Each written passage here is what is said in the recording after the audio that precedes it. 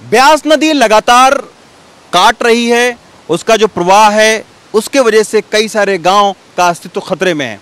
दो गांव ऐसे हैं, पतली कुल और नगर, जो खतरे के बिल्कुल दहाने पर बैठे हुए। कैसे दहाने पर बैठे हुए ये आप देखिए। ये पूरा एक शॉपिंग कॉम्प्लेक्स था यहाँ पर, और इसको ब्यास नदी ने, आप सोचिए कि ना सिर्फ गिराया बल्कि मोटे मोटे पिलर लगे हुए थे, इन सब पिलर को जो है वो ब्यास नदी ने झुका दिया। और ये पूरा जो शॉपिंग कॉम्प्लेक्स था वो इस वक्त ब्यास नदी के किनारे पर आप देखिए कि एकदम जर्जर हालत में पड़ा हुआ है। अब आप सोचिए कि यहाँ से, जहाँ पर ये शॉपिंग कॉम्प्लेक्स बना हुआ था, यहाँ से तकरीबन 50 मीटर दूर ब्यास नदी बहती थी, लेकिन आज की तारीख में आप देखिए कि ब्यास नदी यहाँ से बह रही है। और ना सिर्फ इस कॉम्प्लेक्स को गिराया, बल्कि अगर मैं आपको दिखाऊं तो दूसरे वाले घर के लिए भी अब खतरा पैदा हो गया है। ये आपका ये पूरा शॉपिंग कॉम्प्लेक्स है, क्या नाम है आपका? सविता जी। तो सविता जी, बहुत नुकसान हो गया। बहुत नुकसान हो गया जी। ये जो दूसरा नंबर वाला दुकान था, अभी भी ताला लगा हुआ है, इसमें कुछ भी नहीं निकाल पाई मैं, कुछ भी नहीं निकाल पाई। सरकार से कुछ उम्मीद है तो थोड़ा पूरा मुझे मिल जाए। तो क्या चाहा आपका यहाँ पे? भाई टीवी, जो क्या कहते हैं, काउंटर थे, टेबल बेंच थे, फ्रिज था, अंदर को पूरा किचन का वो था, क्या कहते हैं वो जो लोहे का बना होता है ना, पूरा किचन का, हाँ काउंटर टाइप पूरा था। सामान बहुत थे जी। मेरे सास ने बड़ा मुश्किल से मुझे ये सामान दुकान लगा के दिया था, और किसको पता था कि ऐसा नुकसान होगा। अच्छा, एक बात बताइए सविता जी, कितने बजे की बात है और आपको भरोसा नहीं था कि यहाँ पर इस तरीके से आ जाए? मुझे बहुत भरोसा था कि बचेगा जहाँ तक। अच्छा। अब ये जो दो नाला आए ना, ये जो हमारे बड़े गांव के बड़े साइड से पहाड़ बादल फट गया बोलते हैं।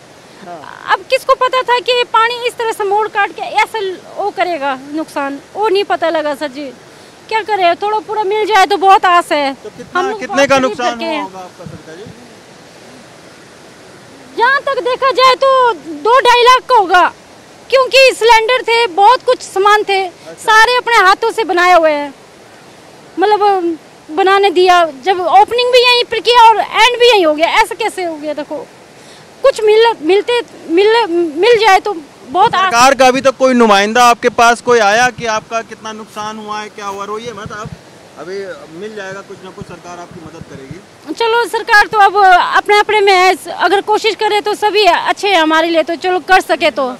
अभी सरकार से अभी तो कुछ नहीं मिला, अभी तो हम यहाँ भटके हैं, उधर भटके हैं। तो ये देखिए सविता जी हैं, इनकी माता जी ने खून पसीने की कमाई लगाई थी इस दुकान को खोलने में। लॉक किया इन्होंने, ताला लगाया, लेकिन सारा सामान जो है वो ब्यास नदी में चला गया। और ना सिर्फ सविता, मुझे इतना आस था कि कुछ तो मिलेगा। यहाँ पे मैं आई थी, मैंने सोचा कुछ तो होगा, चलो उस आस में आई थी। फिलहाल अभी तो पानी भी कम नहीं हुआ है। ये आप देखिए, दुकानों में इस तरीके के ताले लगे रह गए, लेकिन अगर आप पीछे देखिए तो पीछे का पूरी दीवार पूरी उड़ गई, सीढ़ियाँ तक यहाँ से ख़त्म हो गई। और अगर ये सीढ़ी अब कोई चढ़े तो सीधे ब्यास नदी में जाएगा। तो ये एक नुकसान इस तरीके का तमाम सारे गाँव में हुआ है, और बहुत ही भयानक जो त्रासदी है वो हुई है।